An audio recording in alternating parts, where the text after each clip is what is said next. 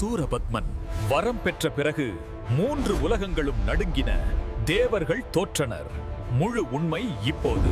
தாரகாசுரன், சிங்கமுகன் மற்றும் சூரபத்மன் ஆகிய 3 அரக்கர்கள் தேவர்களை மிகவும் துன்புறுத்தி வந்தனர். சூரபத்மன் சிவபெருமானிடம் ஒரு வரம் பெற்றிருந்தான். சிவனின் அம்சமாகப் பிறந்த ஒருவனைத் தவிர வேறு யாராலும் எனக்கு அழிவு ஏற்படக்கூடாது என்பதே அது. முருகனின் பிறப்பு. அரக்கர்களின் கொடுமை தாங்காத தேவர்கள் சிவனிடம் முறையிட, சிவன் தனது நெற்றிக்கண்ணிலிருந்து 6 நெருப்புப் பிழம்புகளை வெளிப்படுத்தினார். அந்த பிழம்புகள் சரவண பொய்கையில் 6 குழந்தைகளாக மாறின.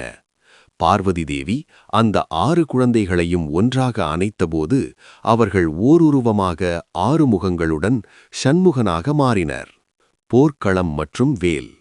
முருகன் வளர்ந்து தேவர் படைக்கு தலைமை தாங்கினார். போருக்கு செல்லும் முன் அன்னை பார்வதி முருகனுக்கு தனது சக்தியின் வடிவமான வேலை வழங்கினார். முருகன் தனது படைகளுடன் சென்று அரக்கர்களை ஒவ்வொன்றாக அழித்தார். இறுதியில் சூரபத்மனுடன் போர் நடந்தது. சூரபத்மன் தனது மாய சக்தியால் ஒரு பெரிய மாமரமாக மாறி நின்றார். வெற்றியும் கருணையும். முருகன் தனது ஞானவேலை எறிந்து அந்த மாமரத்தை 2ஆக பிளந்தார். அப்போது சூரபத்மன் தனது தவறை உணர்ந்து முருகனிடம் சரணடைந்தார்.